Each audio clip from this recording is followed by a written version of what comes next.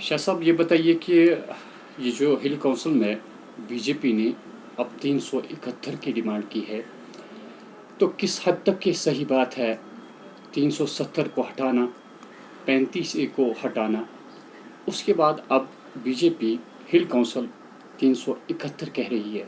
लद्दाख हिल council, Ladakh जी हाँ, council, ये सही बात है। उनने डिमांड किया है कि क्योंकि they need constitutional guarantees to their land, उनके जॉब्स, उनकी इकोसिस्टम को प्रोटेक्ट करने के लिए, लद्दाख की जो अपनी कल्चरल एक आइडेंटिटी है उसको प्रोटेक्ट करने के लिए। हता कि जो वो मांग रहे हैं 371 आज, यही तो 370 में गारंटी थी, यही तो गारंटी थी उनको 35A से। और उसमें उनके वो MP, अगर आपको याद होगा, उन्होंने बहुत शोर शराबा किया था पार्लियामेंट में जब एब्रोगेशन 370 की हुई थी कि हमारे पास राइट्स नहीं है, ये नहीं है, वो नहीं है, हमको ये चाहिए, हम इससे हमारी तमाम चीज़ें आ जाएंगी, वी विल बी प्रोटेक्टेड, हमारा कॉन्स्टिट्यूशनली प्रोटेक्ट होंगे, हम हमारी जॉब्स प्रोटेक्ट होंगी, हमारा लैंड प्रोटेक्ट होगा, हमारी एथनिसिटी प्रोटेक्ट होगी, हमारा कल्चर प्रोटेक्ट होगा। तो आज क्या वो बात कर रहे हैं? उनको पता लग गया कि नहीं, वो ढकोसला था बीजेपी का, उन्होंने धोखा दिया उनको भी, पूरे लद्दाख को। और आज पूरा लद्दाख का खित्ता मैसिव मेजॉरिटी आज स्टैंड करती है विद आर्टिकल 370 एंड 35A, और वो गुपकार डिक्लेरेशन को बहुत ज़बरदस्त तरीके से सपोर्ट करते हैं। क्योंकि आज ये प्रूव हो गया कि अगर आप डिमांड कर रहे हैं 371 दीजिए मुझे 370 के बजाय, या मुझे 6 शेड्यूल के तहत लाइए, तो खुद बात वाज़ेह हो जाती है कि जो उनने 5 अगस्त 2019 को एक्शन लिया, दैट वाज एब्सोल्यूट रॉन्ग। ये बताइए कि गुपकार डिक्लेरेशन जो है, यहाँ की सभी पार्टियां जो है जी, उन्होंने सराहना की इसकी, जी, लेकिन मुल्की सतह पे इसकी मुखालफत हो रही है। क्या वजूहत है इसकी? मुल्की सतह पर सिर्फ बीजेपी के थ्रू इसकी मुखालफत हो रही है जी। जितनी भी मैक्सिमम पॉलिटिकल पार्टीज़ हैं, खुसूसन जो अपने अपोजिशन से ताल्लुक़ रखती हैं, वो सपोर्ट में हैं 370 और 35A के। और कुछ पार्टीज़ पे दबाव डाला जा रहा है हिंदू मुसलमान का तफरका उठाकर कि ये कश्मीर की सिर्फ डिमांड है, जी। ये हिंदू की डिमांड नहीं है, मुसलमान की डिमांड है। हालांकि 370 और 35A उतना ही इम्पॉर्टेंट है एक मुसलमान के लिए जितना इम्पॉर्टेंट एक हिंदू के लिए है, बौद्ध के लिए है, लद्दाखी अपने बौद्ध के लिए है, अपने कश्मीरी पंडित भाई के लिए है, डोगरा के लिए है, सरदार के लिए है, जितने भी हमारी ये एथनिक ग्रुप्स हैं। तो ये और गुपकार डिक्लेरेशन जिसकी आप बात कर रहे हैं, गुपकार डिक्लेरेशन जो 2019 में था, आज 1 साल के बाद आज पूरा जम्मू कश्मीर और लद्दाख के तीनों खित्ते मैसिव मेजॉरिटी इस चीज़ को सपोर्ट करने के लिए आए हैं सामने। It has become much stronger than it was in 2019 5 अगस्त। एक बहुत बड़ी बात यह है कि आपने देखा कि पिछली बार यहाँ पे PDP ने मीटिंग का इनेकाद किया था, लेकिन उन्हें इजाज़त नहीं दी गई। तो क्या कहेंगे आप इस पे? ये बहुत ही अफसोस है, और मुझे लग रहा है कि ये पॉलिटिकल पार्टीज़ के बीच में एक तनाव फैलाने की कोशिश की जा रही है, और जो एक्शन गवर्नमेंट ले रही है इसमें, it is absolutely undemocratic, illegal and unconstitutional. कि आप पॉलिटिकल एक्टिविटी नहीं होने दे रहे हैं और लोगों को आप बंद कर रहे हैं या बाहर अपने घरों से निकलने नहीं दे रहे हैं ऑन वर्बल ऑर्डर्स, कोई लिखित में ऑर्डर नहीं है। और कोर्ट में और सुप्रीम कोर्ट में आप बता रहे हैं कि नहीं, सब खुला है, हर किसी को हक है आज़ादी से अपनी बात करने की, मगर जब कश्मीर पे ये बात आती है तो यहाँ पे टोटल चेंज हो जाता है। और हमारी मांग ये है कि जो इनकी हमारी फॉर्मर चीफ मिनिस्टर PDP की सदर महबूबा मुफ्ती जी जेलों में हैं, उनको बाइज़्ज़त रिहा कर दिया जाए एंड लेट देम, जिस तरह से बाकी पार्टीज़ को आप अलाउ करते हैं, आप क्यों रोक रहे हैं PDP को? We oppose this kind of a situation that is being created by the state government here, जिससे तफरुका फैलता है आवाम में। ये बताइए कि पिछली बार उमर अब्दुल्ला ने ये जिक्र किया था कि Jammu and Kashmir is the integral part of India. तो क्या समझते हैं, इसकी थोड़ी सी वजाहत हम तलब करना चाहेंगे आपसे। तो क्या मकसद था उनका? देखें, जहाँ तक ये कहना कि ये इंटीग्रल पार्ट है, कोई कहता है कि ये शाहरग है, ये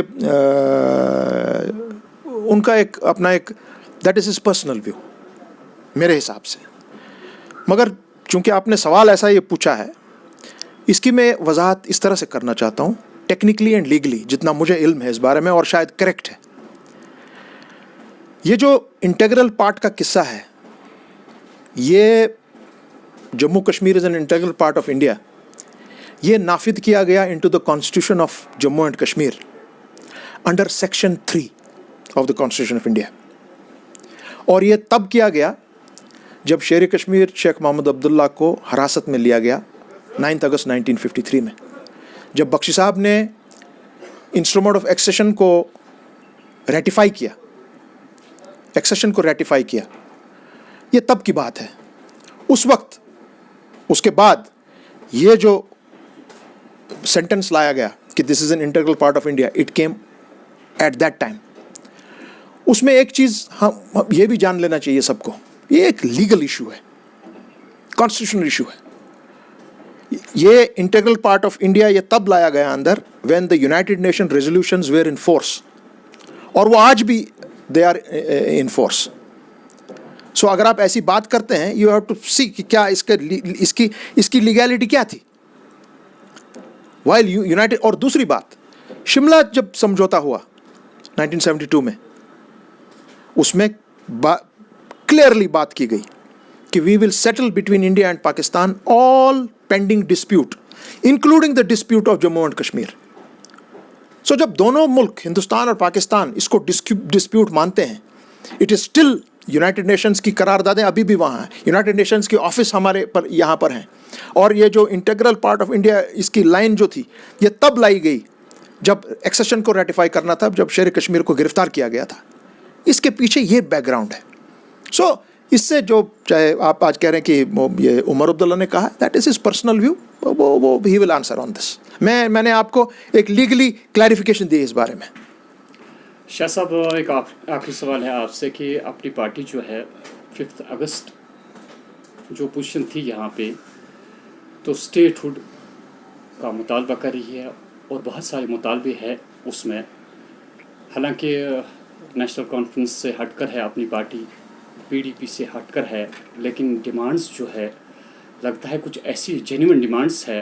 क्या इत्तेफाक करते हैं आप उनसे? बिल्कुल मैं इत्तेफाक नहीं करता हूँ उनसे। मैं इसलिए इत्तेफाक नहीं करता हूँ क्योंकि ये सब चीज़ें कवर्ड थी legally and constitutionally, democratically and administratively under section 370 and 35A।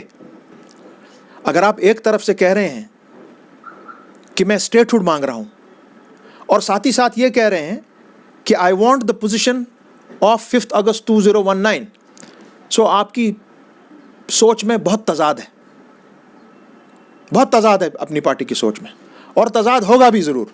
और उसमें मैंने ये भी सुना है कि वो कह रहे हैं कि यहाँ पर हमको इकोनॉमिक पैकेज चाहिए। अरे भाई, आप लोग कभी, जब 5 अगस्त का सिचुएशन हुआ, आपने 370 धारा को 5 अगस्त की पोजीशन से पहले छोड़ा है। मुझे ज़ाती पता है इस चीज़ का। जो भी लोग वहाँ, हमारे जितने भी फाजिल दोस्त हैं, मेरे पर्सनल दोस्त हैं वो सब।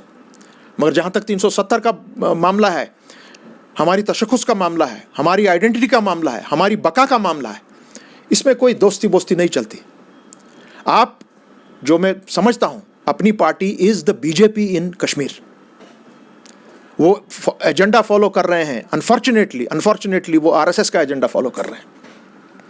नहीं तो मुझे ये बताइए, जब हम सब लोग जेलों में थे, जम्मू कश्मीर की पूरी main stream politicians, they were under arrest, including the separatist politicians जितने भी थे, तो क्या वजह थी कि अपनी पार्टी में जितने भी मैक्सिमम लोग हैं, how are they roaming free?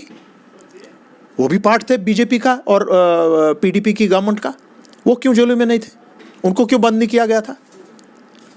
आप कैसे घूम रहे थे अजीत डोवल के साथ, चाय और नाश्ता कर रहे थे? किस लिए? क्या वजह थी? 370 को आपने कमज़ोर, अनफॉर्चुनेटली आपको इस्तेमाल किया जा रहा है बाय द बीजेपी गवर्नमेंट। आपको इस्तेमाल किया जा रहा है। मैं उनसे कह रहा हूँ आपकी चैनल की वसादत से, that you are being used. और आपको पता है ये कि सुप्रीम कोर्ट में शायद, हालांकि वो एक सब्जुडिस मैटर है, government of India is going to lose that case.